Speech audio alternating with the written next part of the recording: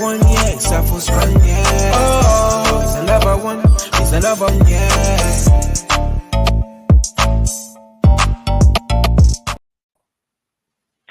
Good evening.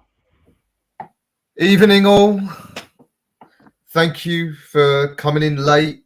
I had a business networking event to go to after the Queensbury press conference.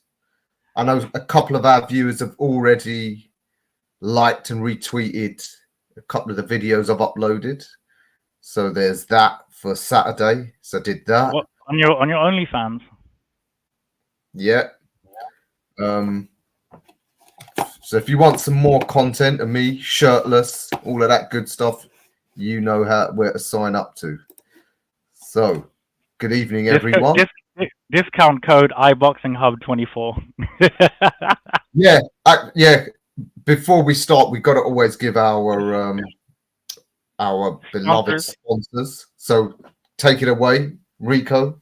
Tell everyone all about him. First of all, I want to big up Tony Ellis, because Tony Ellis, you two have been with us from the beginning when Rae and I first started this. So I know I give you your flowers every show, but it means so much to Rae and I that you guys have been with us from the very, very beginning.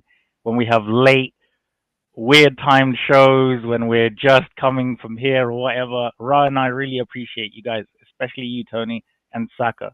So much love to you guys.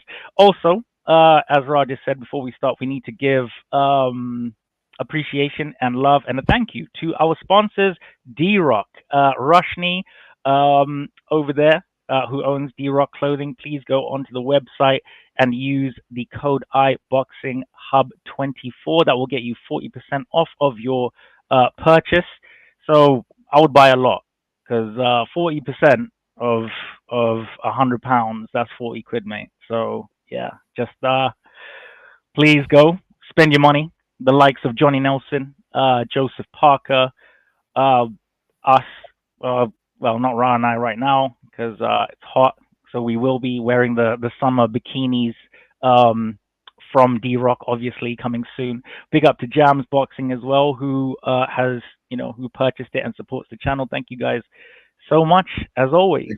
I know that Jams is obviously ill. I know that Jams is everyone should check out Jams's channel.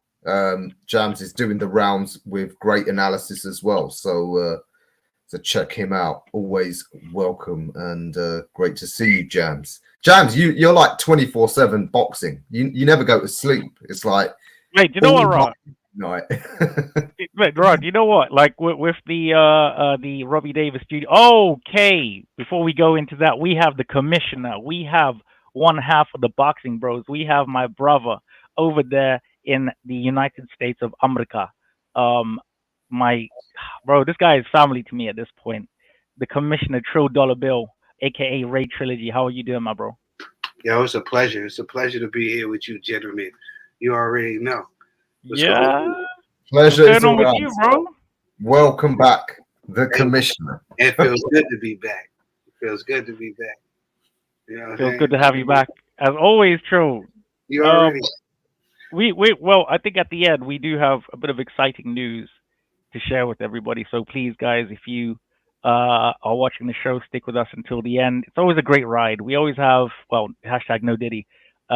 We always have great fun together in this crazy world that we call boxing. But again, brilliant to have my brother from the Boxing Bros with us.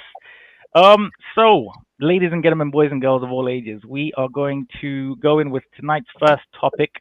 Well, we have quite a few. So, Tril, as our very special guest this evening, I will let you choose the first topic of the night. What have you? Canelo and Mungai, whatever. Jamie, we just call him Jamie. Yeah, but mate, I'm there. I'm tired of Mexicans anyway. Respectfully, so yeah, you can carry on. Yeah, Listen, I think it was a good sparring session for the great Canelo. That's all this was to me. This is a sparring session, and you know that Saul took this as a sparring session as well because he was standing up the whole time. You know what I'm Held him saying? up, Tril. Held him up. Chilling, just standing up, just chilling, hands on the ropes. You know what I'm saying? Just relaxing. You know, this was nothing. This was just easy. This is an easy sparring session for Canelo, and rightfully so, right? Because you don't want, like my brother Caden once said this on the show, you don't want to see your fighter fighting tough fight after tough fight after tough fight after tough fight. You do that, then you're burnt out and you don't have no career. Like, it's good to get some of these, you know, good me, feel me fights in sometimes. You know what I'm saying? So you ain't fighting killer after killer. And I think that, you know, Canelo has paid the cost to be the boss. If you look at resumes in boxing right now, the guy with the most impressive resume is Saul, and he's on his way out. So why not get this couple easy bags, what we'll call it, easy bags? But it's not really easy bags because he's going against these young guys, right? And he's getting older, you know. So father time and going against these guys with youth, you know, whew, we don't know what had happened. You know what I'm saying? So shout out to Canelo, man. I just like seeing him out there for, you know what it is? He gets so much criticism, right? I think it's time that we just, because he only has like 3 more fights left in him. Let's just enjoy these last 3 fights because we're going to be sitting like with money left. We didn't really appreciate money being here. I'm talking about Mayweather, right? And then when he left, it was like a void. We felt like, listen. I think that Mayweather intentionally created that void, but that's another conversation for another show. No, I'm talking about as far as we were looking for, like, regardless of somebody to beat him. Somebody to beat him. No, regardless of how anybody feels about him, because when you're number one, somebody's always going to want to beat you.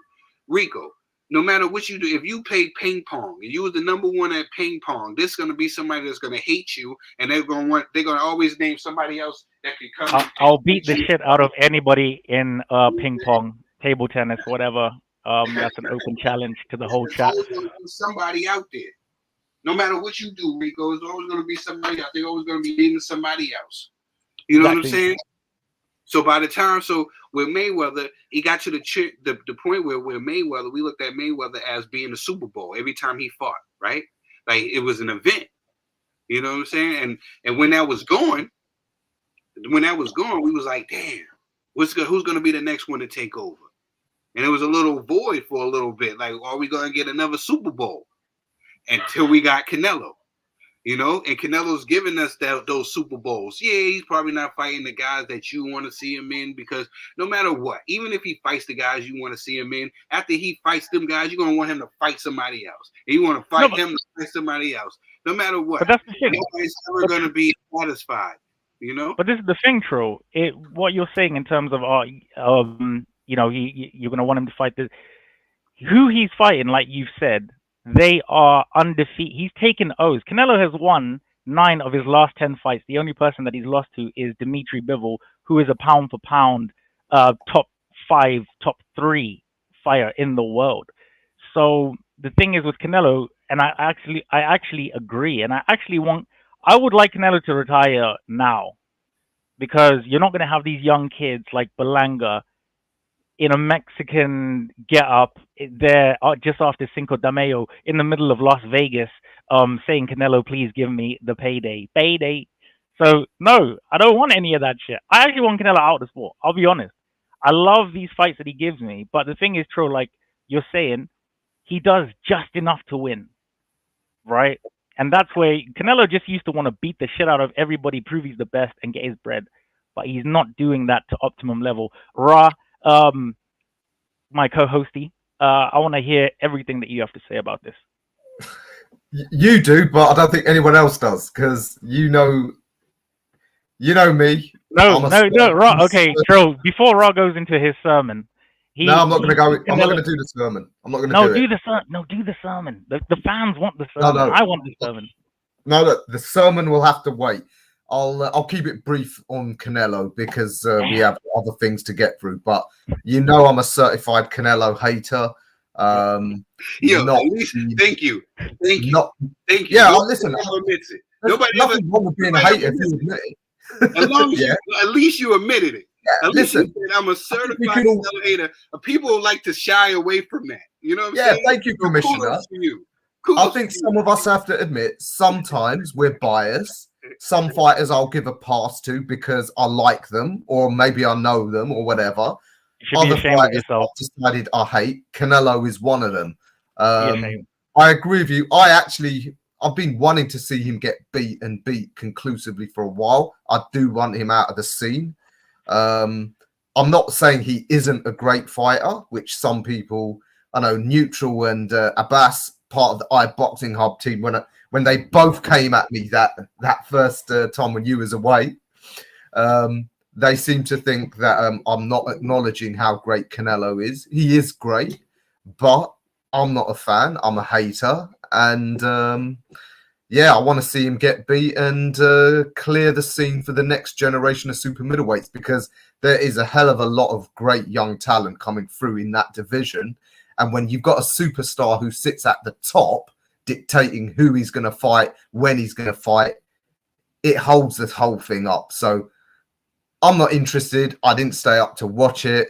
There's one fight I will be staying up for if it gets made, and that is Terence Bud Crawford doing the unthinkable, moving up to 168 to give Canelo PTSD relapse of that night against Mayweather.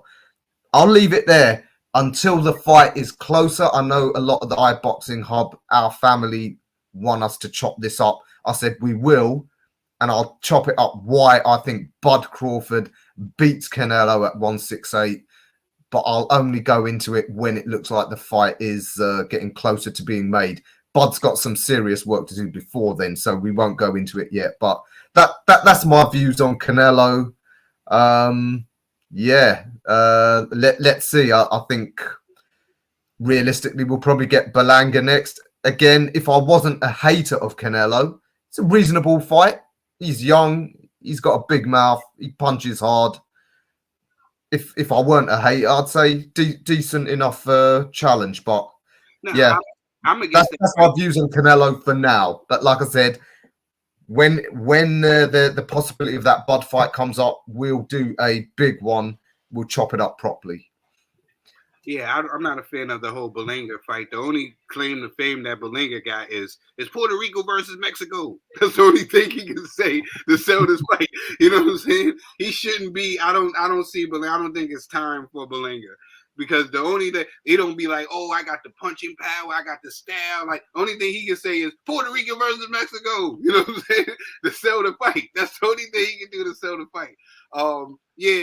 Canelo's on his way out. I just think that he's trying to secure the bag so he can just, as you know, there's no retirement plans for boxers. So I feel like he's going out here and he's trying to, as far, like you said, I follow the bouncing ball. The fight hasn't been made yet between Crawford and Canelo.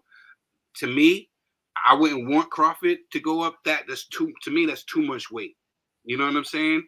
And I don't want to affect his legacy trying to do other, like if he was going to do it gradually and it's not enough time, there's not enough time to go from 154 then go to 160 and then go to 168, because I think that his body will have to, it's just a lot of, to go from those type of weight. I just think that his body's going to need time, and I want him to have the best event, because I don't want him to ruin his legacy either. You know what I'm saying? Yeah, but not unless he's actually. Need each other. Crawford doesn't need Canelo, and Canelo doesn't need Crawford. No, but the thing is, and obviously on this channel, and everywhere I pretty much go, I have to shout out my dog, my boy, His Excellency Turki Alalshikh, obviously for bringing us Christmas pretty much every other week. So I just want to big up him and the whole establishment over there in the great kingdom of Saudi Arabia. If you look on your screens right now, you'll see His Excellency. Big up to the guy. Yes, I hear what you're both saying. However, what you just said there, Tril, they're both at the latter ends of their career. They've reached fuck it. So when you reach fuck it, as an elite fighter like the both of them have, and come through pretty much unscathed, I would say, in both of their careers, just being so good. This fight is, if it was anybody other than Crawford, I would say no, but it's Crawford. This guy is just so special. He just has something that's like you can't teach what this guy has. It's a killer instinct. It's something that he just gets better and better and better with age. He doesn't get injured. I don't think I've ever known Crawford to get injured or pull out of a fight like that. Or obviously he was down by the Mean Machinio, but Mean Machine, shout out to my guy, man. Mean Machine don't get nothing. That he's human, right? You do realize that he's a human being, right? I want to test that, Tril. I would like to test that theory. I want to test that theory. I want to see if he is human or if he isn't, because he's the type of bionic person out here, guys, that I think that can just do. Imagine the biopic. Imagine the biopic. You lot are not looking at this shit like properly. If anybody could do it at 168 pounds, if he's going to 154, I get it. But let's say he, in the back of his mind or in the front of his mind, he has this Canelo fight in his head. So how he has his walk around weight, how he's doing his nutrition, how he's coming in to training and everything, do you know what I mean? He may be a little bit heavier, so it's easier to acclimatize. I'm just pulling shit out there. I'm not gonna lie. I'm just talking out my ass. But His Excellency will. It's the back. True. Are you telling me His Excellency comes to you with a bag full of rupees and you're gonna say no? I'm saying with these guys right here, Crawford doesn't need Canelo. Canelo doesn't need Crawford. If the fight happens, which I don't see it happening, I believe it when I see it. I don't see it happening, But if it does happen, we'll like my man said, we'll talk about it then. But I don't see it. I know that Terence Crawford is great. Okay, he's been great. I've been saying he's been great since I seen what he did when he went up to fight Prescott, and then he went back down to 135 to grab that belt. Then he went back up to 140 and became undisputed. Then he went to 147. You're talking to a guy who's been following. He's Terence different Crawford. gravy. He's different gravy. Guy. You know what I'm saying? This is a guy who's been. I've been locked in with TC for a while, so I'm giving him his props. All I'm telling you is that Canelo hits way harder than Velasquez. You know what I'm saying? And I'm saying the weight is going to be a little different. Let's just see how he looks at 154 right now. Let's not jump the gun. If he does, well, this is the thing. A lot of people, and I want to get your opinion on this, because I think you can give us some expertise in Madrimov. A lot of people are sleeping on Madrimov, man. The guy is very, very, very good. 10 wins, I believe, all of them by knockout, 1 draw. If I've got the record right. Yeah, but I think a lot of people sleeping on him are again Americans because he's got a funny, exotic name. They ain't heard of him. You know what I think it is? I don't think it's just Rosa Parks didn't do what she did for this man. Okay, I don't believe it. No, this is what I think. This guy, he's a tough guy, but I don't think it's because he's not a famous name, or you say because Americans or something. No, I just think that novice. If you're not in boxing, if you're not locked into boxing, you don't know who this guy is. You know what I'm saying? Like you got your casuals, they're not gonna know who this guy is. But he's a tough guy, but is he tough enough for the pound for pound king, who's shown more? You know what I'm saying? He shows more in his arsenal than this guy. This guy's a straight come forward guy, straight up and down, no special effects. That's what I see. I think it's fair to say he's probably a typical Soviet fighter in that sense. Bud has got that. How was it? You know how I'd put it? It's how Pele described the difference between South American and European football. Our game comes from the heart, their game comes from the mind. So those former Soviet guys, they are programmed almost. Whereas the best American fighters, and there's only probably at most half a dozen of them, they've got the improvisational ability. Yeah. And that's where I think Bud could make someone like Madrimov look ordinary, but everyone else would get blitzed by him, if you get me. Yes. So guys like Zhu, Fundora, guys like that, maybe Virgil Ortiz as well, they'd go through hell against Madrimov, and he'd beat some of them. Whereas Bud, because of that improvisational ability, he could make Madrimov look easy, easy work, but he wouldn't be easy work for anyone else. No. But yeah, I mean, Commissioner, you're right. It's just, I mean, to be fair, some people have a point. The fact is, he has only just won one fight at world championship level, and that's the level that really matters. So by Bud's standards, he hasn't operated long at that level. We know that he's just from the eye test, and based on the fact that he's got such an accomplished amateur career, we can presume he probably is a lot better than his record so far has indicated. But like a lot of these Soviet guys, they stay in the amateurs too long, and so then they got to rush them as a pro. And it's a little bit. That's the thing. Tril, I'm going to let you learn, but Rae, you just said it there. They stay in the amateurs so long. It's like, I hear you. Lomachenko had 200 amateur fights, went to the Olympics twice. Bro, what are you lot doing, man? I don't even understand. It's just like, Peterbiev, same thing. In the World Series of boxing. Well, this is the thing, Tril. I get it. What we all need to understand about these particular guys, anybody, and I'm just speaking from, whenever I say stuff, I try and bring my own life experiences into this. So these lot live in winter 12 months a year. That already, for me, and people like me, I would never be able to do that shit ever. Maybe 1.5 days, 2 max. Okay? And I'm calling an Uber out of there.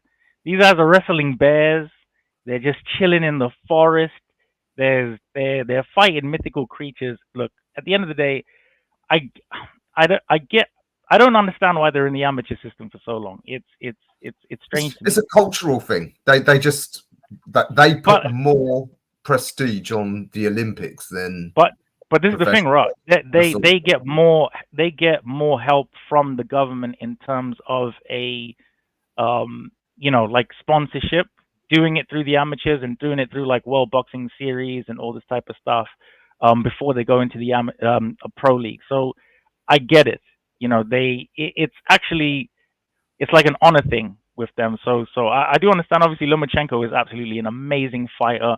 Beterbiev, they've all done the same thing. Beterbiev, I think, is the only one to beat Usyk in the amateurs. So that just says a lot about everything. But I'll be honest. Crawford destroys Madrimov. I think maybe he goes up to 3 dimensions in terms of a fighter. Crawford has like, I don't know, 10, 12. Like, let's look at the other champions at 154. Who are the other champions at 154 who just beat Tim Zhu? Well, it's all over the place now because there's all these injuries keeping them all sort of all in an interim. But lads, let's be honest. But now he's injured.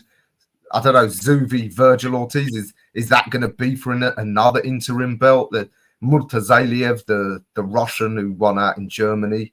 So, do you know whose fault this is? It's Tim Zhu's fault. Yeah. It is. It is. Tim, I love you, bro, but at the end of the day, if you're watching this, you fucked up on this one. You didn't have to just go in gung-ho 10 days. You're fighting this guy. You saw he got knocked out, so you thought it was going to be an easy spread. You know what I mean? Yeah. But Ricco, before since we might invite some of the viewers on before we do that, we need to speak about the other goings on.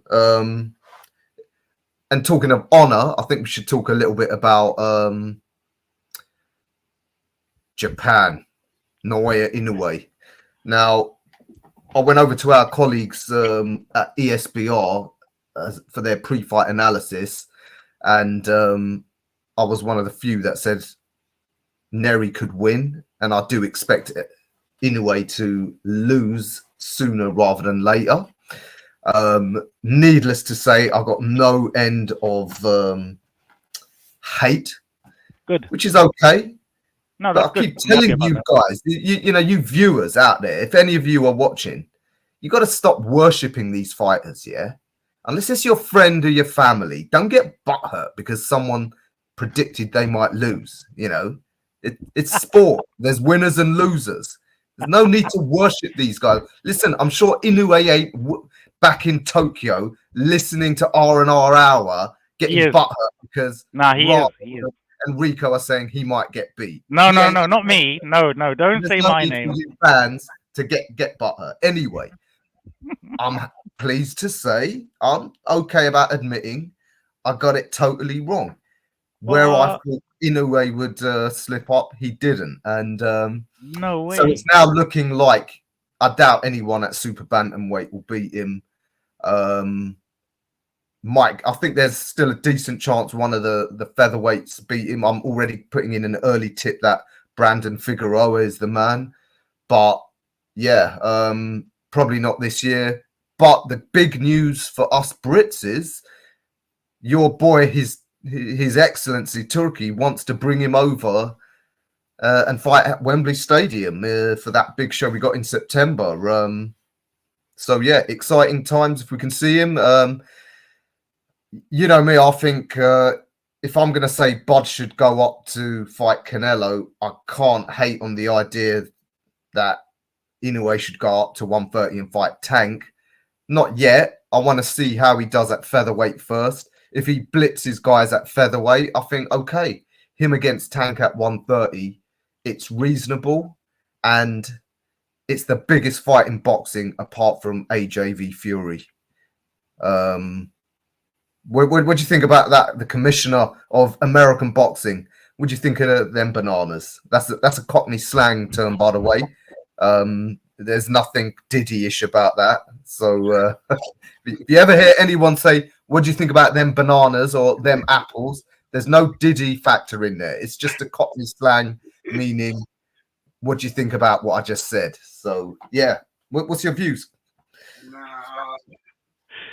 Right, he's not a real person.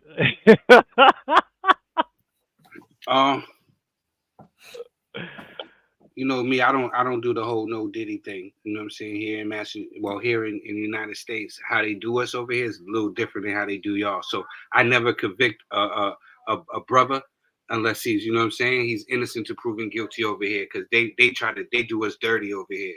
The media and all that, no matter what it is, they only pick. You see how they doing Diddy? They didn't do Epstein like this. They didn't do none of the other people over here like this. That's you know a good point. Saying? Not even those Nickelodeon guys, not even the Pope, not even those preachers that was doing that. But they want to do this to this man who hasn't been convicted, hasn't been charged. They raided his house, didn't even lock him up. But everybody want to go ahead. Y'all care that much what somebody does in the privacy of their own bedroom?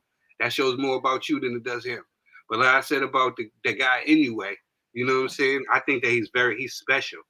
And I think we seen something. We seen that, like we were going to see it with Crawford. He's human. You know? I think he got caught with that Neri punch. I think he got caught with that punch because really the excitement was too much. It was a flash knockdown. He walked in, and he does have some defensive liabilities, you know, that we all see. He likes to drop his right hand once he goes in for the attack. And it's horrible. And it's horrible. But he's special. That's what makes these fighters special. Seeing that there's certain things that makes him vulnerable, but he can get down and come back up from that tough shot. Neri can punch. You know what I'm saying? Mm-hmm. So to be able to get hit with a solid punch like that, spin around, fall on your face, and get back up and stop this guy, it shows his greatness. You know, and like you said, I don't see nobody messing with him at super bantamweight. He proved that. He proved that he's the monster. It's when he moves up, and now he goes to featherweight with the Brandon Figueroas, the Ray Vargases, and everybody else that's in that next weight class. Then we're really going to see, because he's going to start fighting like how Loma was doing, fighting guys above his weight class and stuff like this. We're going to see now. This is really what the challenge is going to be. 130 is going to be the challenge, and 135. You know what I'm saying? These only four. These going to 22 and then going to 24. That's only 4 pounds. Yeah. Tril, what's your opinion on how do you think he fares at featherweight? And presuming you think he comes through featherweight pretty well, how would, as from what we know now, how would he fare against Tank at 130? Is that a legit fight to talk about? Because I know you're not that keen on Bud v Canelo because of the size difference. Yeah. I'm not too big on bringing that fight yet because, like I said, there's still fights here at super bantamweight where we see he can make some money and clear that division up, and possibly, I mean, the next division, featherweight, that's that division right there. There's some tough fights in there, like you mentioned. Brandon Figueroa, which is going to give him all. That's the fight. That's the fight. You know what I'm saying? Yeah. I'm surprised you mentioned that fight because that's the fight. That's the low key fight right there. Them two getting it on at featherweight. No matter who you think's going to win, I didn't give my predictions. I'm just saying that's the fight. You have Brandon Figueroa and you have the monster. Brandon's been tested. And he's been durable, and he's at this weight class. He's going to get the chance to see what the monster got to bring. That would be a good little scrap. That would be a good little scrap right there. And then how he passes that test, then we can start talking about where he would fare against the guys at 135 because he is short. That's another thing that people don't realize, his height. The height, and they make weight classes for a reason. And that's what's the problem. Like when people talk about Tank, why Tank don't fight this guy? Why Tank don't fight this? Y'all realize how small Tank really is? Tank is tiny. Him fighting at 135 is a big deal. Yeah, I mean, that's why. Tank really is a super feather. Really he is. We do fighters crazy. You know what I'm saying? Much love right there in the chat. I see you guys. Much love you already. We seen this before. These guys, you know what I'm saying? They're doing this marvelous stuff. So we want to see them after challenge, after challenge, after challenge, not realizing that they are in the challenge. They're already in the challenge as well. We forget how small Tank is, how short his arms are. You know what I'm saying? We forget that. And we see him with these guys with these big, long reaches, these height advantages, and sometimes even weight advantages. And we still, just because we see him knock these guys out, we want more, and we don't give him those props. You know what I'm saying? That's No. One thing I'd say is I give Tank. Sorry, Ricco, I just want to say, the reason I think both Bud against Canelo and Inoue against Tank are reasonable is because their dimensions are similar. Obviously, Canelo's body is much thicker than Bud's. And similarly, Tank's body is much thicker than Inoue's, but the height and reach is pretty much similar. This is why when people say, "Oh, if Bud wants to fight at 168, why doesn't he fight Benavidez?" I think no, Canelo's a specific case. He's a very short super middleweight, and he started down. That's why I don't think you necessarily fight everyone at a much bigger weight class. There might be a particular opponent who's good or great, but their dimensions make it plausible. Anyway, that's my view. Like you said, those fights are a long, long way off. If they get closer to being made, we can chop it up more. No, but this is the thing. All right. Look, people will say Canelo and, well, I do, definitely, Canelo and Crawford can fight, right? Tril, we've spoken about this numerous times. Tril knows my vibe already. That's why he's laughing. Tank and Inoue, 13 pounds difference. Right? Canelo and Crawford, 19 pounds different. Right? So, but people are saying which one is the better fight overall. Do you know what I mean? So, or the most plausible fight overall, which I think definitely is Inoue Tank. And Tank actually shows interest in fighting him. I think when he had that interview with Boxing News, he was just like, oh, he might come up a bit, but I don't see myself fight. But there is definitely interest in there, I think, in the next maybe couple of years. With Tank, obviously, Well, just going back obviously to the Inoue thing, giving my thoughts on that one. First of all, Inoue is a fucking monster. He's a savage. He is amazing. I love watching that guy fight. I love watching him chin people, man. He's the only guy that I see the souls of his victims leave their body as they go down, bro. It's some of it's like it's poetic violence, and I love it. What's so crazy is you actually see it happening while he's breaking these guys down.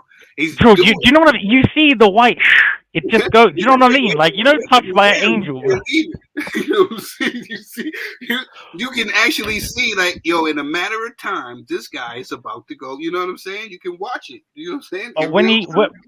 When Neri had him down, okay, and we're gonna speak about, I think, one of his other rivals who had a reaction video that was the funniest shit I've ever seen.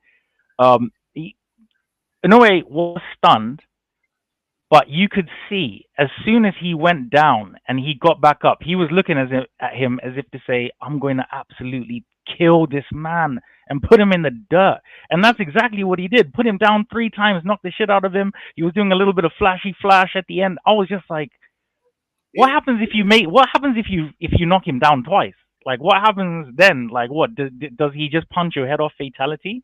He went down over emotions. He got caught with a flash knockdown because he was emotional. Anyway, and emotional. Showboating ever so slightly, I believe. That's how he got caught. Left himself open. Emotion out of him. He seen emotion. I don't know if it was because of the bad blood, which he said is not, but I know that was in the back of his head because he's human. It is. You know what I'm saying? I know. You know what that man did? I commend JCB, the Japanese Boxing Council. Honestly, you guys, imagine these are all about honor, Tril. They all have dojos, all of that type of shit, right? He went there, popped dirty, came in overweight. he disrespected this man every single which way that Inoue himself had to go to the JCB and say, "Look, please, let me just whip this guy's ass. I promise I'm gonna do him." That's exactly what happened. He just, like you just said, he's human. He got caught up. However, guys, one thing none of you are talking about here, and I'm actually quite surprised and a little bit disappointed, is that Inoue, to really cement his legacy. I don't know if you guys know this British fighter's name. His name is Liam Davis. Mm-hmm. Current IBO champion, chinned his last opposition within 2 rounds. I was there. If Inoue can come to England at Telford, do it under the lights in the cold, in the nighttime when it's like 5 p.m., I'll give it to him. But I believe that Liam Davis is the man to take down the monster. Well, as you said, Tril. Why are you laughing? I'm dead ass serious right now. Wishful thinking, but I don't see nobody. I think with that young man got like 16 fights. Stop. Listen, let Inoue go on, and then let your man, you know what I'm saying, create his own legacy. Don't stop him before he starts. You know what I'm saying? Don't stop him before he starts. Don't stop him before he starts. Sometimes people rush fighters. They rush certain things. You know what I'm saying? Let Inoue do his thing. Let Inoue go up to featherweight, and then let your man grab one of these vacant belts. Let's see what he does against a Fulton. Let's see what he does against one of these other people. Like I forgot the other guy's name. I can't pronounce his name, but I think he's gonna fight next. There you go. You know what I'm saying? He got some other guys for him to fight. Let him fight Louis Neri. Isn't he going to fight Goodman? You know what I'm saying? Yeah, but still, there's Rashim Ali. He can fight him. There's other people that he can fight. Don't put no damage on him from the monster. Let the monster go be great. Let the monster go up to featherweight. You know what I'm saying? Give your man a chance. You know what I'm saying? No, Tril. No, I'm sick of this shit. No, if we're getting Madonna at Selhurst Park for React 4 Willem Smith, I want Inoue at Telford this year. Okay. He's only fighting in Japan. That's where the money is, and everybody's going to Japan because they want some of that bread. Oh, he's coming to Wembley, Tril. He's coming to Wembley, Tril. You're coming to Wembley that time as well. When the Wembley card is happening in September, can you imagine? We'll see Anthony Joshua, Inoue, probably Bivol Beterbiev. Well, I hope so. Like that card, I'm just happy to be alive right now in the world of boxing. I'll be real with you guys. Sorry, everybody.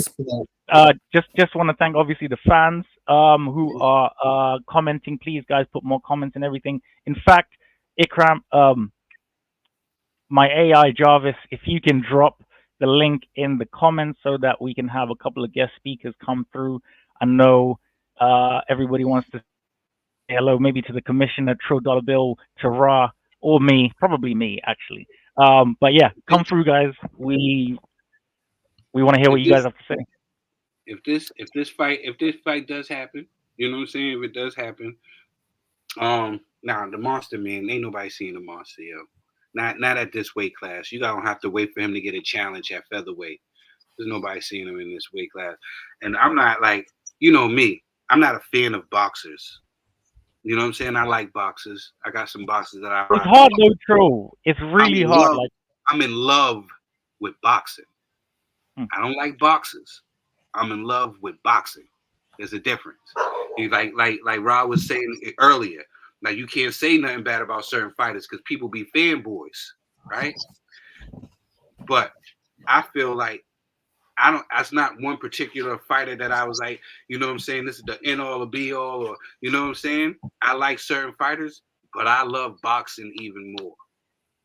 So if I can call out if something is crap or something is bad, even if one of my fighters lost, you know what I'm saying? I could sit here and come here and say he lost. I'm not going to sit here and make an excuse for him, you know what I'm saying? Because I love the sport of boxing, not basketball. I like to be proven wrong, Tril. Like yourself. Like I feel like people, if you make a prediction and you get the prediction wrong, oh, you predicted this, da da da da. It's not even that. I'm happy that I'm wrong in certain cases. If I get the fight wrong, and it's fucking spectacular, I don't give a shit. Like I'm like, yeah, cool, it's fine. We've got our first guest on now. Oh, we got the guy, Stevie boy. How are we, Sensei? Sensei, how you doing? Welcome back. Mate, no, I have not. Hey, Ra, you handsome bastard. How you doing, man? Thank you. I'm good. I can always rely on you for the compliments that I deserve. I big up the Tril, the commissioner, too. Oh, he's just walked away. That's how impressed he is. Friends, right. I think there was one other topic big up, Tril. We got to speak about.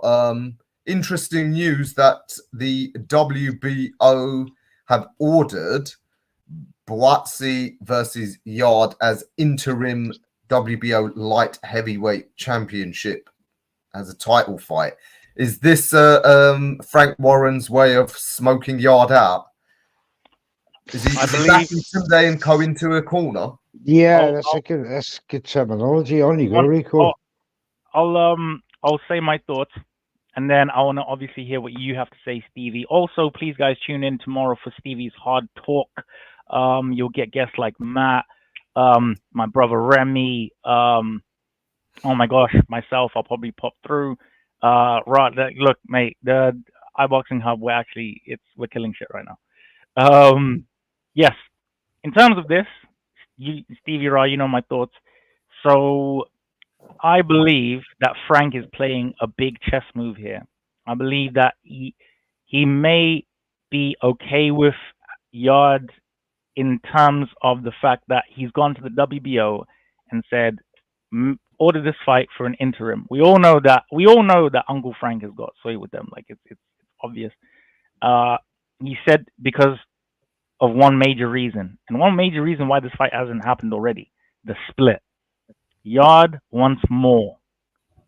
Buatsi wants 50%, obviously more, no less. Right? Now, when you're looking at this linguistically right now, the only way that you can legitimize your claim for Yard is going through the sanctioning body, the WBO. I'm not sure what Buatsi is rated. I think he might be number one in the WBO if Yard isn't number one, but they will probably put the split in favor of Yard by 5%. right? I think when there was an when they do call interim bouts for I think an example was Usyk and Joe Joyce. I remember when that was called for an interim fight for the WBO, and Usyk wanted like 90% of the split, and Joe Joyce had like 10%, but they could prove it because Usyk was pay-per-view, and so they're going to look at how much the purses are for probably the last 3 to 4 fights, and if you do look at that, you're going to lean towards Anthony Yard as the favorite. That's how the chess move has been executed. Uncle Frank almost remains undefeated in these streets, man. I just need to big him up. He's the 50 Cent of the boxing world. Yeah. You're right, Ricco. And it's all the more. I just cannot for the life of me think what was Team Yard thinking that really you think you know more about this business than the man who's been at the forefront for 40 years. Do you know who can mess this up? Do you know the only people that will mess this up? Stevie, we're gonna go to you next because I really want to hear what you have to say. You're fine. No. The only people that can mess this shit up is management. And there's 2 prolific figures that I'm not gonna say their names, but everybody should know who it is. We know who they are. Stevie, we do. Okay. They're the only ones that can really fuck this up right now. And I'll tell you why. It's because when you're coming in terms of Yard, right? The Olympic pedigree, you're undefeated, you've just done a show with Aziz, how much did it Yard, you're saying I've had 2 world title opportunities already, you haven't had any. I've headlined this, they've both obviously been on undercards. It's in terms of they'll look at the purses, for both of them, but the people negotiating will have to, there will have to be a middle ground, okay? And that middle ground, yeah. And Stevie, it's going to be 5% of the purse that is going to stop or make this, that will stop or make that fight happen. Stevie, I want to hear what you have to say. I'm totally in agreement with you there, Ricco, because the differences in purse will be that small that you're quite right. 5% is the maximum they can actually negotiate to. Never mind minimum. It's the maximum. All right, Yard's had 2, world title fights, but he got beaten convincingly. So, Buatsi's team, and we know Dwayne, the manager, we spoke to him a couple of times in our spaces, and we know his mentality on this. They will not budge. They'll no budge. And so I think Queensbury know this. And I think Queensbury will use their heats and go, I tell you what, we'll give you that on this occasion, because this fight's been should have happened a wee while ago. So they don't want to delay it any further. And I'm pretty sure Team Buatsi are not going to take any nonsense from Queensbury. They'll stick to the guns, and I'm pretty sure it'll get done. But the margins will be a couple of percent, if that. 52-48, something like that. It also rematch, and I'm going to come to everybody because I've just said that word, and I think it's going to play a big factor also. Tril, I want to hear what you have to say, my guy. Oh, you're on mute, Tril. I didn't even hear the question. What did you say? Oh, Joshua Buatsi and Anthony Yard. Obviously, it's been ordered by the WBO. What do you reckon?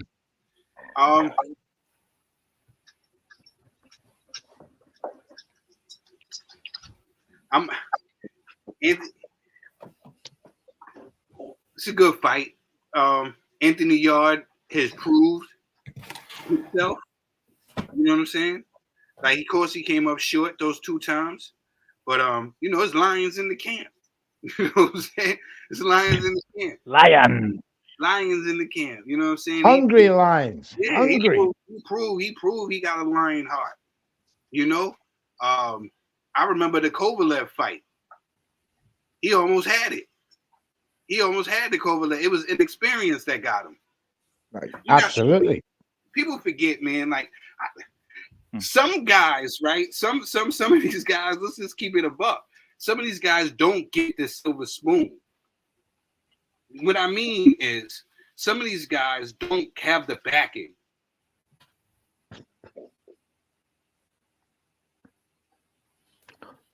And Anthony Young is one of those guys who had to get it out the mud.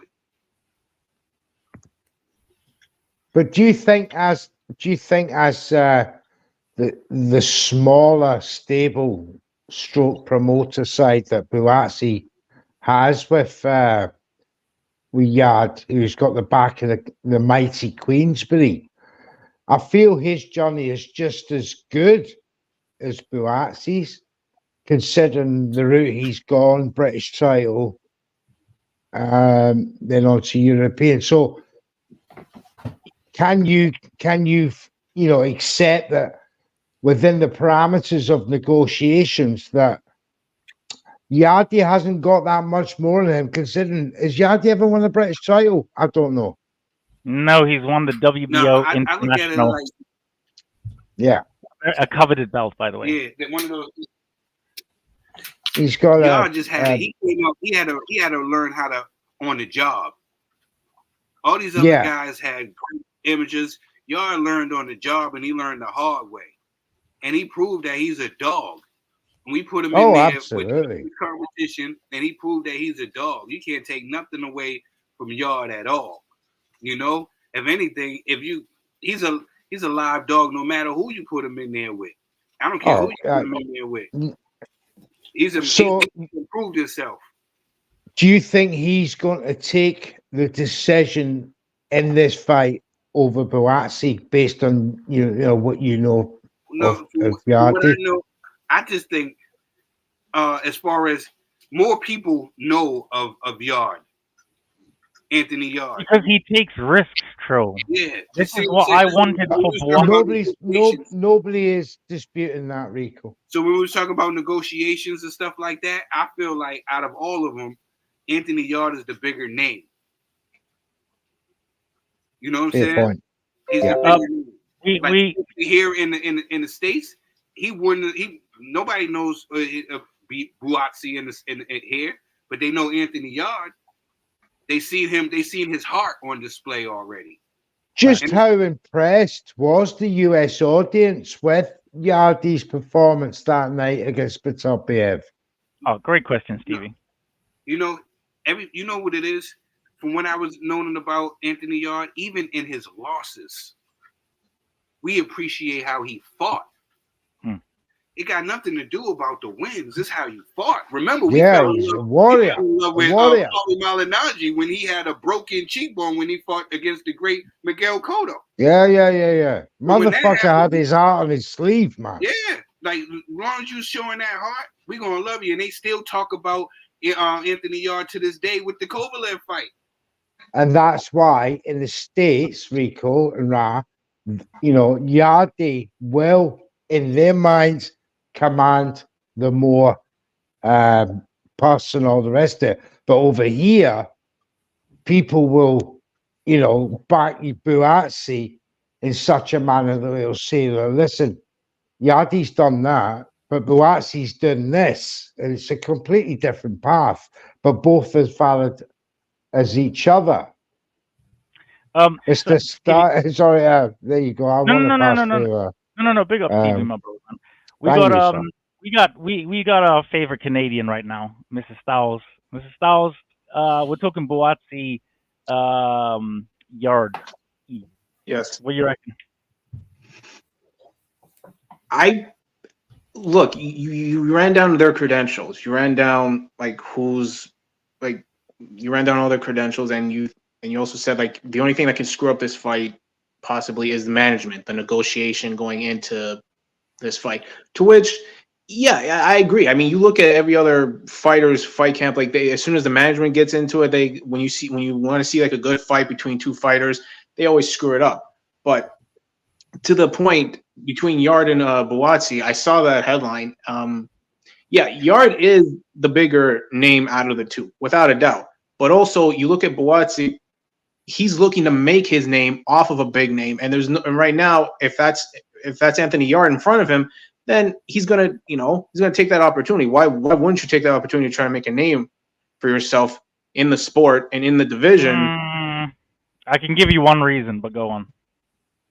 Well, I mean, but that's what's presented in front of him. If you want to give him another big name for Buatsi to prove himself against, okay, fine. But right now, this is, and plus, Anthony Yard, like, this is like, he's had 2 title fights. You said already had 2 title fights. For him, this is like a make or break kind of thing. Like, he's got to go all out to try to keep himself at the top and in his name amongst those elite competition. But he's like, I don't know. Like, for him, I think this is like a little bit of a risk for him in this fight to take on a younger fighter in Buatsi. But to the point, if he doesn't take this fight, then he's just going to fall to the wayside, and no one's going to really care about what he does next. So, if I had to pick really who I would say takes this fight, I would say Yard by points.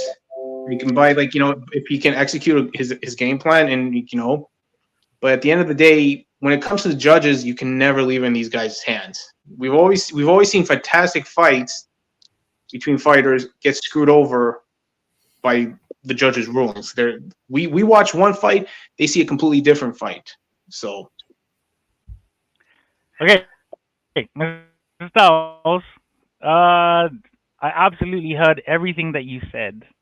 I think you waffled just a little bit at the end. But I get what you're saying. I'm not gonna lie. I heard it. What?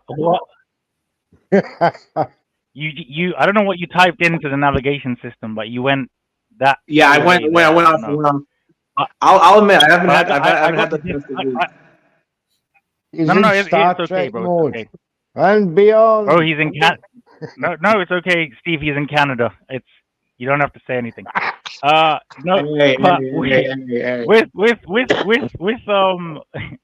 With Yard, with what you said about Yard kind of having to take the fight, he actually doesn't. There's actually really good fights for Yard to take. Your 175 is a really, really great division, man. It's a big division. It's booming. You got great talents coming through. You got Ben Whittaker, etc. Where I think that both need to take this fight and will take this fight is that I believe that the Saudis will get involved. I think that you will see this fight in September, courtesy of his. Can we do Turkey?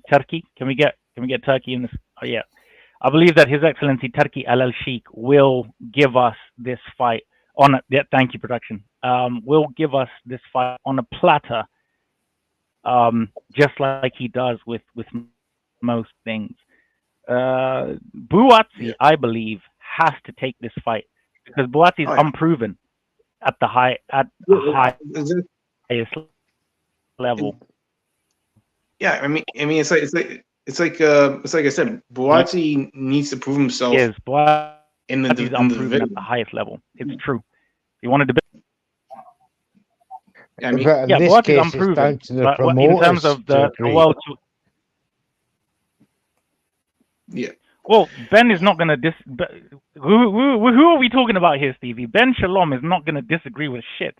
Okay, I'll be honest. Let's be honest. Ben wants to get in there with Ben and Eddie are getting on very well at the minute, and I think because of that, this fight will happen. Sorry, Ben. It will definitely. It will definitely happen. 1,000,000%. You have to understand. Do you know who does the majority in terms of the negotiations? It is George Warren. George Warren.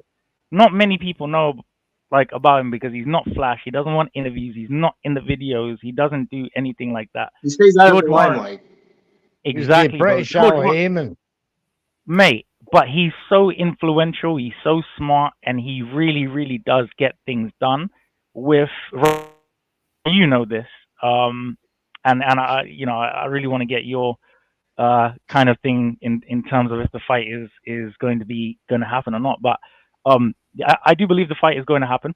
Absolutely, I think Buatsi needs to fight more than Yard because people love watching Yard fight. Yard is technically the bigger name internationally as well, like Tril said. So yeah, obviously, production. If we can get if there's any more people that actually want to speak, I think what we'll do is, I don't know, an extra 10 minutes. What do you reckon? Yeah, we can give our adoring fans an extra 10 minutes, an encore. All the great rock stars. Guns N' Roses did this for me. They came out for Paradise City, even though Axl Rose's voice is gone. But we'll give you guys another 10 minutes. We got to touch on the last topic, which is Loma versus Kambosos, what some fans unkindly are calling the lightweight duck title, because both of them didn't fancy going in with Shakur. Good reason. I still think no. Wait, hang on. Ra.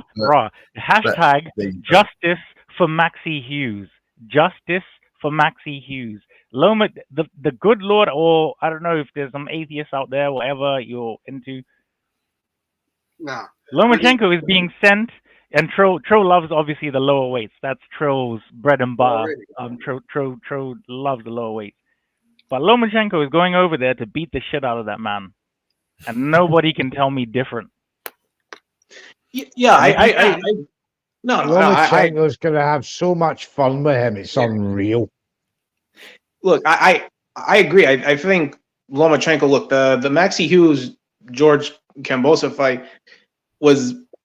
You could tell Maxi won that fight. Like I said earlier, we see good fights happen, and the judges somehow screw it up. They screwed up that fight. They gave it to Kambosos. I don't know how they gave it to Kambosos, but Maxi Hughes won that fight in my eyes. But like you said, Lomachenko's going over there as a mercenary in the sense to, as Ricco said, beat the shit out of Kambosos. It's just inevitable. He's just going there to do, he's just going there to basically. Sorry, like I said, I haven't had like the best of weeks. It's okay, bro. You're under like 30 feet of snow in Canada. Like we understand. Shit is No.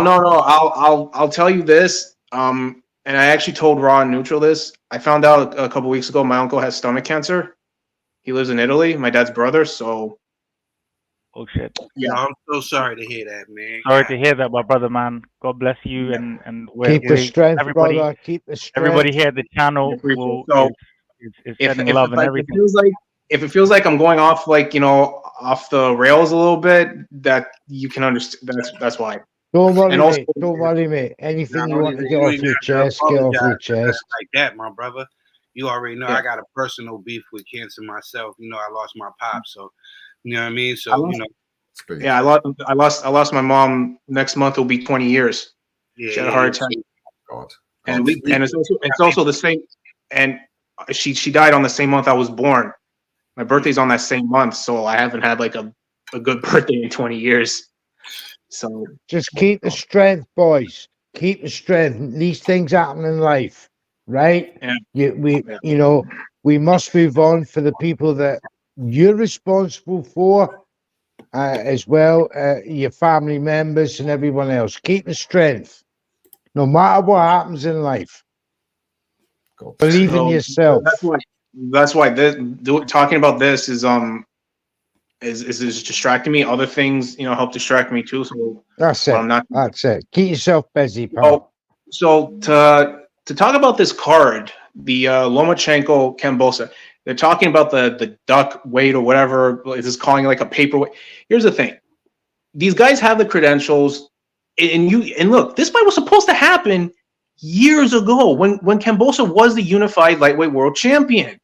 But Lomachenko, because of what was going on in the Ukraine, said, I'm going to go fight for my country. I'm not going to take the fight. Let the division go on. I don't want to hold it up. Yeah. And that's fine. And the rest is history because Devin Yeah, and Haney that's becoming fine. the So male now we get champion. this fight. Now we get this fight. Let's stick to the fights that Lomo's had since that. You know. Yeah, but he's had is he coming into this fight inactive against George Kambosos, who's been very active? What's his chances? Well, look at the fights Kambosos has. Kambosos, after he fought Teofimo, he fought Devin Haney twice, and then he fought Maxie Hughes.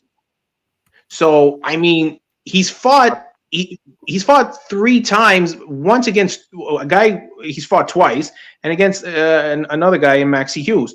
So if you look at it, him and Lomachenko have had the same kind of number of fights realistically. Although yes, Kambosos, like I said, had 3 fights, but one of them was against the same guy twice. So really, I don't know. So it's 50-50.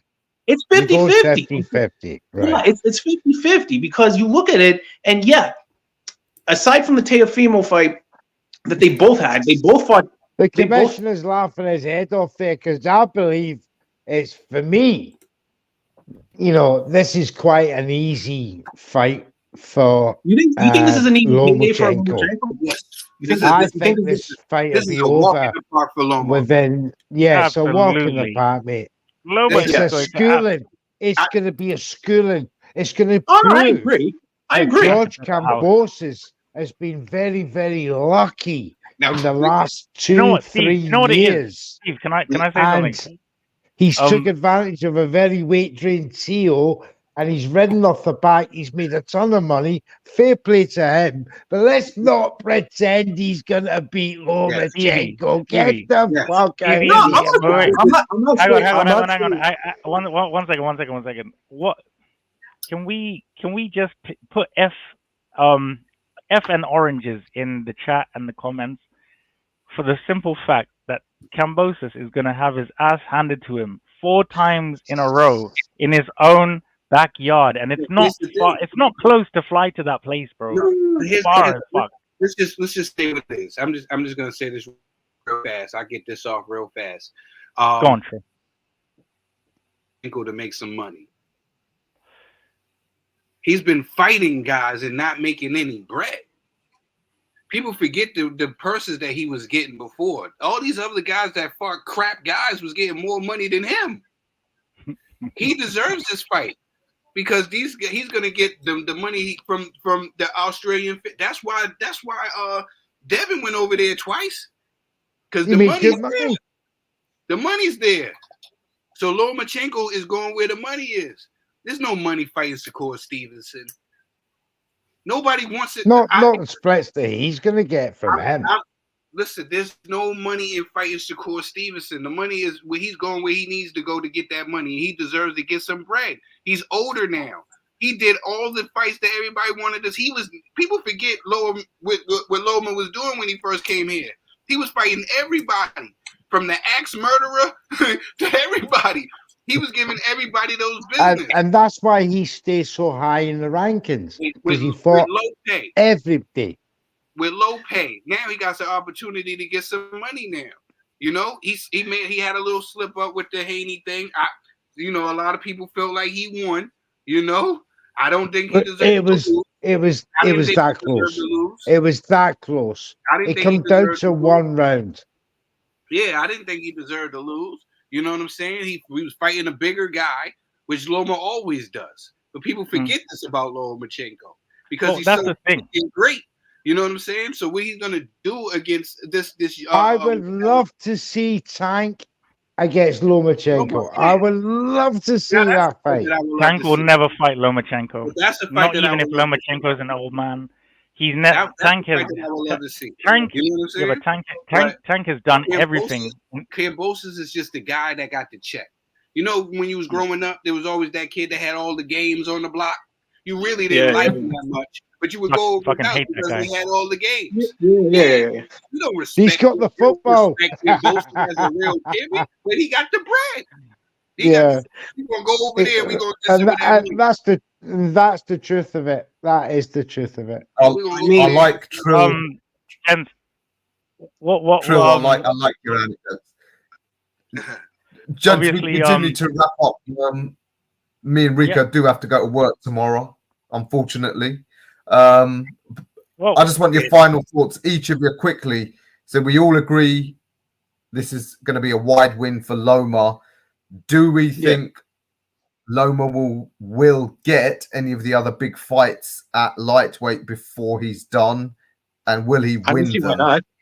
I don't see why not. Time. Commissioner, you first. Does he? I really don't. There's right now. I don't see no big money fight right there with like Devin's. Devin's at 140. We saying at 135. Like who's gonna get in there with him? I can't. Shakur Stevenson. I don't want it. That's boring. Listen, I know I'm the guy. I'm supposed to be rooting for Shakur Stevenson, but I don't like track meets. I don't like. You ain't never gonna watch me watching no racing track race. You're never gonna see that. No 50-yard dash. None of that. You're never gonna see. He doesn't watch no Olympics. No, I'm not watching that. I'm not watching that. You're not passing the baton. I'm not watching none of that. I'm not. Shakur Stevenson, I get it. You know what I'm saying? People are so crazy. They think that I'm supposed to be a Shakur Stevenson fan. No, I'm not. You know what I'm saying?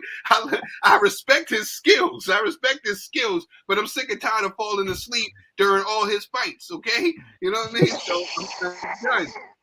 I'm done. Do you feel that Loma? No, that's a fact. That's a fact.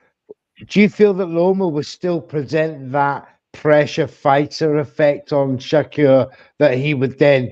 Listen, is that what you're saying? He's got to run from him. Let's just be honest. Shakur Stevenson can run, but he don't got no footwork like the great Lomachenko. We see what Papachenko did with Loma. Put him in dance school, that Ukrainian dance school, for how many years? Nobody can compete with that. Nobody can compete with that. He was doing Swan Lake. So I feel like Devin had to wait.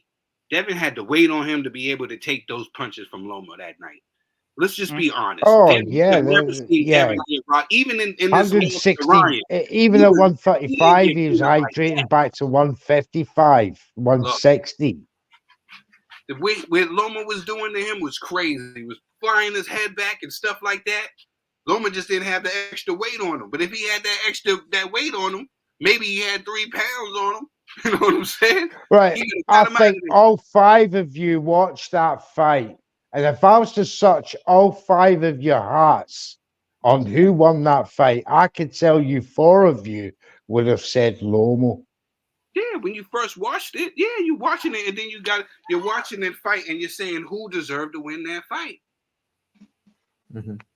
Neutral, what about you? Does Loma ever achieve his dream, being the #1 lightweight? Well, if you guess this is the IBO title, I'm presuming, right? That's the IBF. Sorry. Title. It's the IBF. Right. So it's the IBF. So it's a signature title. Whilst he holds that belt, I do believe that there is a unification available to him. Am I right in saying that there's a vacant belt in that division? I believe. Wait, which division? You have 135. 135 lightweight. Yeah, so I would imagine the vacant one. I would imagine once he beats Kambosos, he will sit on that belt until the winner of the vacant belt is declared, and he'll seek a low-key, low-value, through top rank unification card. I can see that. But as far as the other guys, maybe a Tank and a Shakur, I've got to agree with Tril. I think it's too far-fetched at this point. And that'll be a hindrance. Maybe the WBA, I don't know. No, but the WBA Tank got the WBA belt.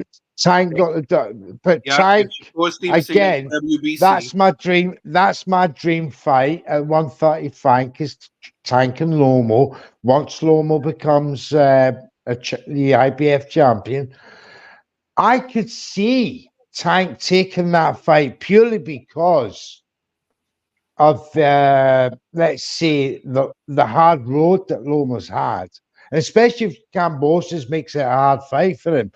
I could see Tank being, and Loma's a big name PPV as well. Let's not get confused. He does very well in the States PPV wise. So I can see a unification at some point, but if he gets that second belt, I think Tank will then go for a unification where he'll hold the 3 belts. Interesting. Mr. Styles, what do you think? Loma, can he achieve the dream, or is it all too late for him? I think he can. I think he can. But to add on to Neutral's point, I feel like once he gets the IBF belt, he'll sit on it till another vacant belt is claimed, and then he'll go for that one, become the unified champion there, and then I would like to see Shakur versus Tank fight each other to unify those belts, and then the winner gets eventually Loma for an undisputed. Now, let's not if forget that was there's a monster called William Zepeda. Oh, oh my God! He's the champion and waiting for me, Tril. WBO. And you know what? That's fine. I wouldn't mind. He will become undisputed at 135. I shit you not. Zepeda will beat Tank. I'm telling you. Zepeda will beat Tank, man. I'll be honest. I think Tank will move up to 140. By the way, by then. Nah, he's too natural. If they He's play too natural at 135, 140. Yeah. Tank's time to move up is now. Devin Haney. That's the time for Tank to move up is now. So you're saying strike while the iron's hot. Straight to 140. Get yourself a 15-pound rehydration clause and go for it now. Once he does that, and I believe Tank knocks out Devin Haney, I don't care. I'll sit on that hill all day long. When Tank knocks out Devin Haney at 140, oh my God. Face of boxing, it's going to change hands, my man. It's going to change hands. I agree. I agree. Guys, sorry, Mr. Styles. Sorry, okay, guys. Honestly, this is the longest show that Rae and I have actually had. What I was going to say is that's my fault. Sorry, guys. No, don't apologize. Thank you guys so much for coming. Mr. Styles and Neutral. Thank you. Look at that, man. Guys. And we got a new fan.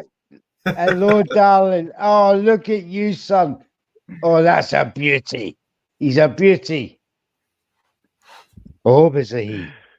He's 11 months. He's still a baby. Yeah, man. He's beautiful, man. And with that, the newest member, obviously, of the R&R Hour, Tril's dog, Hercules. His name isn't probably Hercules, but he looked like that to me. Production. If we can drop Mr. Styles and Stevie, then we will do the outro. Well, and then we will do the goodbyes and everything. But thank you, Mr. Styles. Thank you, Stevie, man. Much love to you guys, as always. It's an honor and pleasure being in here with you, gentlemen. Oh, no. True. Stay on. Much love to you, Stevie. Obviously, before we go, we just want to say thank you to everybody, all your comments, all of you guys that continue to watch Rae and I's show. And now we will be doing another show with Mr. Tril Dollar Bill and myself, which is going to be coming to you guys very, very soon. I'm not going to say the name just yet because it's going to be a surprise. It's going to be absolutely amazing. Rae will be on the show as well. All the other, all of your favorites, Aisha, Abbas, everybody obviously from Wade in, Neutral. It's going to be amazing. But it's going to be a UK USA experience from the Tril Dollar Bill and I. Because, Tril's very spicy with the things. I'm spicy too. So it's going to be electric. So that's going to be coming to you very soon. Obviously, please follow Rae, Punchout Boxing, Ra is an exceptional human being. Not only that, he is a veteran within the media streets. So, guys, please go check out all the content. Ra and I will actually be at the York Hall show watching Nathaniel Collins, future featherweight champion of the world, chin another victim. We love to see it. Also, Denzel Bentley, etc. So Saturday, you're going to catch Ra and I, all our selfies and all of this type of stuff. Then please check out D-Rock Clothing. Go onto the website, 40% off. The code is iBoxingHub24. That's iBoxingHub24. Mad Drip, Joseph Parker's got it. Johnny Nelson's got it. Please, guys, go check that out. Also, go check out the Boxing Bros. Like I said, guys, if it wasn't for Tril and if it wasn't for Caden, I wouldn't be doing the things that I will be doing. Honestly, I followed this man for like 10 years, I think, now. And I'm happy to say that I can actually call him friend/family. That is the broski man, him and his brother Caden. Just want to say a very, very loving and quick RIP to G of the Boxing Bros as well, man. We love you, my brother. Rest in power, and we will see you at the end of the tunnel when we all get there.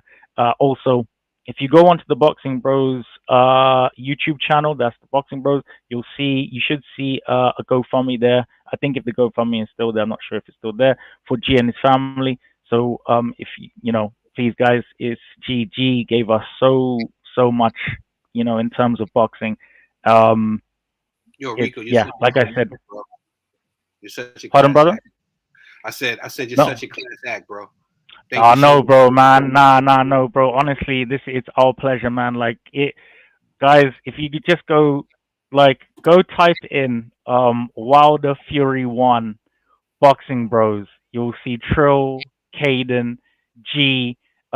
You'll see my guy Complex, and that for me was the very first. You know, it's where I was introduced to amazing people, unbiased opinion. So please go check out the Boxing Bros, man. And much love to G. Also to Ned. I can never forget Ned, the Unstoppable. Hopefully he comes back to the content as well. But yes, thank you guys so much for watching. Where people can follow you, and then Tril. Yeah, thank you. You can follow me. Can you hear me? We can hear you. Carry on. Okay. It seemed like it was going out, but yeah, I just want to say, man, thank you for having me, man. Thank you for all that, man, and for G. We're still doing this for G. You know, it's still G Block, G forever. We miss him, but we had to continue the show to keep his legacy alive. So you can catch us on Sunday on the Boxing Bros, or you can catch me on Twitter, Instagram, you know what I'm saying, at Rae Trilogy. And the rest is history. You can catch my brother at Caden, the Geek, on Twitter as well. And, you know, we the Boxing Bros. I'm just happy to be here with you, Jimmy. Pleasure's ours. We're happy to have you, man. Pleasure is ours. Raw. Take us out. Yeah, as usual. Check out the interviews, as you know, from small hall to the biggest events. Next weekend, of course, is the undisputed heavyweight championship of the world. So next Thursday's R&R hour should hopefully be another special on location from Riyadh. I am flying out to Riyadh. Wish me luck. I'm in the bad books of some Saudi princes, but I've got my disguise. Shut up, bro. Jesus Christ. Why do you do this? Yeah. Why do you do this?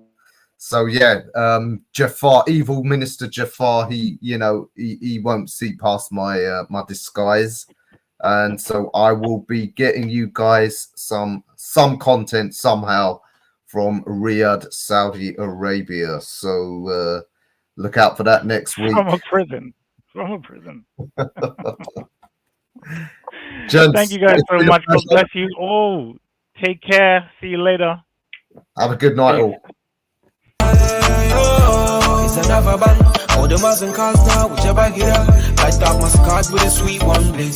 Someone